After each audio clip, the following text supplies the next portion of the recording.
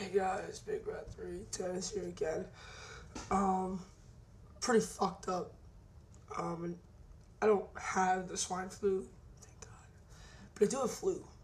It's really fucked up. I have a flu, but it's not the swine flu. And I asked, well, what is it? And they gave me like this name I just couldn't understand.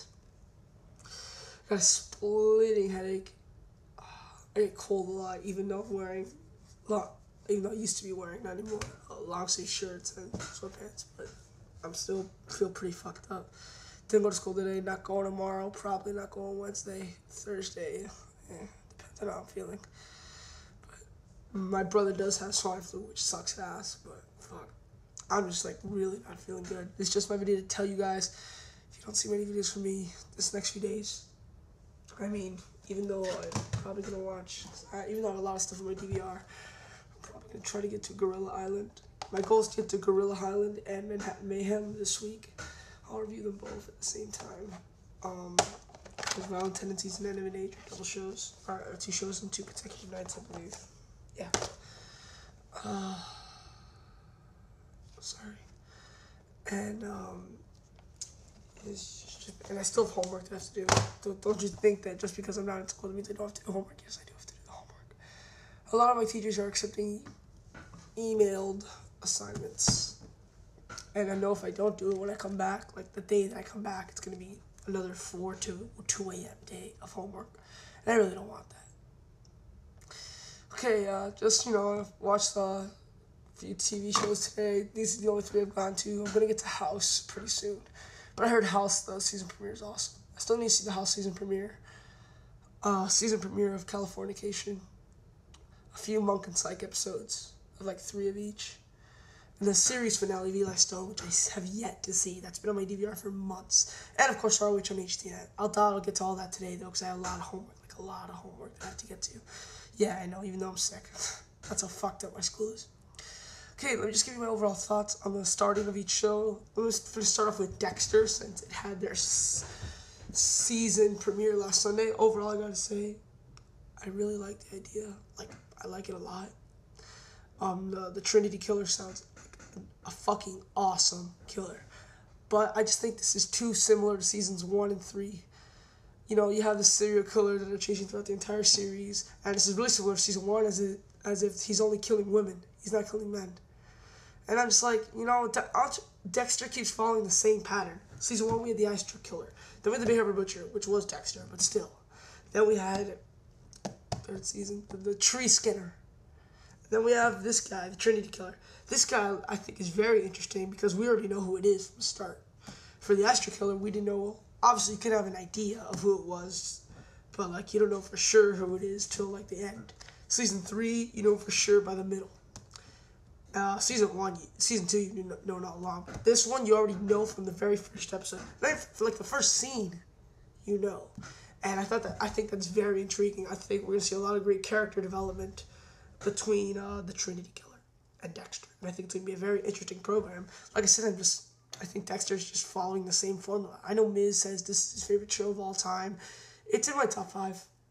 I personally did not like the 3rd season that much. I think it's very overrated. People always said how awesome the 3rd season is. It's amazing. To me, the 2nd is still my favorite, and I know that's really weird. The 1st, for most, is their favorite. The 2nd, for me, because the 2 episodes before the season finale of that season, where he has Dokes locked up in a cage, those 2 episodes are my 2 favorite episodes, possibly in television history. Television history. Not just the show Entourage. But television history. I really, really, really, really, really loved the second to last episode and the 3rd to last episode. Those 2 episodes were just tremendously done. And that's why that season is still my favorite. Now this one is, like I said, this one looks pretty good, especially with Dexter having a kid. It's definitely the most interesting of all the seasons. It's got the best plot, in my opinion. Yes. Yeah, I'd say it has the best plot. How he kills 3 at a time. I also really like that. And he's been around for 30 years. He's technically the most successful serial killer of all time. Like I said, I really like the plot. And I really like the character development that is going with Dexter's son. And I saw from the first episode was just tremendous, by the way. next week on Dexter, where Dexter gets into a car accident and he just killed someone, and he has all their dismembered body parts in the back of his trunk, and he got into a car accident, and one of the body parts goes missing from the accident, and he has to find it because he knows if someone finds it, boom, jail. And I'm like, wow, this whole season looks tremendous. This could possibly be the best season. Like I said, I'm a little upset that they're kind of repeating the same formula. Hopefully they kind of stray away from the whole, let's base our entire season around one serial killer. I guess the season 3 was more about Miguel Prado than it was being a serial killer. But even then, I still think that whole season was overrated. I don't know why. It's the worst season in my opinion. I liked all the Miguel Prado scenes. I just didn't think they ended it the best way they could. Yeah, I knew Miguel Prado was dying and all, but I thought they could have done a better job. I thought they could have built on Miguel. Literally, Miguel Prado shows his bad side. Show how he's just like Dexter for one episode, and then the next episode, Dexter completely wants to alienate him. I think you need to build that more. They built up to that beautifully, but him actually being a bad person, they barely touched on that, barely, and that really, really, really hurt the season for me. Because in reality, he only killed one person, and Dexter doesn't really kill people, kill one person. He was almost about to kill LaGuerta, but I don't think that counts in my opinion. And like I said, I think they built up to it beautifully, of Miguel Prado being evil. They built it slowly, methodically, which is beautiful. But I think, actually spending time talking about him being an evil person before Dexter alienated him, maybe another 4 episodes of them, killing, or 3 or something. I just think they rushed into it. Even that one episode where he finally kills someone, they built up, he was nervous, he didn't want to do it. Then he finally does it. And then that same episode, he kills an innocent woman. Next episode, Dexter realized he did it. Dexter wants him out of his life. I'm like, what?